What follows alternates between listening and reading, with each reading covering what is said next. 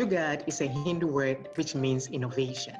And that's exactly what the leadership program is. An innovative way to introduce new voices to central Minnesota's government offices. Eunice Adjei founded the program in 2015 because she saw a need to have representation of people of color. So the program trains and mentors the next generation of minority leaders by placing on boards and commission, as well as connecting them to resources which they might otherwise not know of.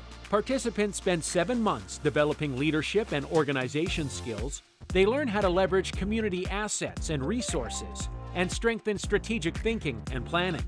And there are even greater benefits. The program bridges the economic gap based on racial disparity by encouraging emerging leaders of color to work in leadership positions, volunteer, and be in the decision-making table to allow for equitable access to resources. The current establishment is embracing the change, often serving as mentors to these emerging leaders. Learning about other people's cultures and even bringing them together to experience, their ethnic, background, the food, the language is something that they enjoy and they do appreciate because it's like celebrating diversity.